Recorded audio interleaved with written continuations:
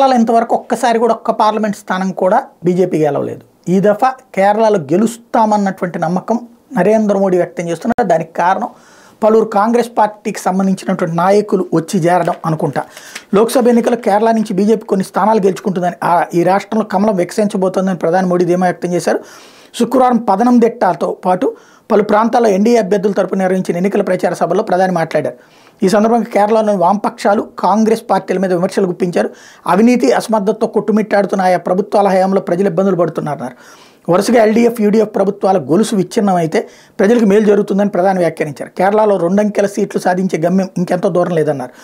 LDF UDF ప్రభుత్వాలు rubber రైతులు పడుతున్న కష్టాలపై కళ్ళు మూసుకుని వ్యవహరించాయని ఆరోపించారు. రాష్ట్రంలో శాంతి భద్రతలు క్రమంగా క్షీణిస్తున్నాయన్నారు. ఇంకోవైపు పశ్చిమ బెంగాల్లో 2 తృణమూల్ కాంగ్రెస్ ఎంపీలు తమ పదవులకు రాజీనామా చేశారు. బరక్పూర్ ఎంపీ అర్జున్ సింగ్ తమ్లుక్, ఎంపీ దుబ్బేందు అధికారి బీజేపీ కండవా కప్పుకున్నారు. ఢిల్లీలోని పార్టీ కార్యాలయంలో బీజేపీ జాతీయ ప్రధాన గారి దుష్యంత్ గౌతమ్ ఆధ్వర్యంలో వీళ్ళిద్దరు పార్టీలో చేరారు. రానున్న ఎన్నికల్లో తమకు టికెట్ ఇవ్వకపోవడంతో ఈ నిర్ణయం తీసుకున్నట్టు అర్జున్ సింగ్ తెలిపారు. వాళ్ళకి అక్కడ సీట్లు ఇచ్చేటటువంటి పరిస్థితి ఉంది.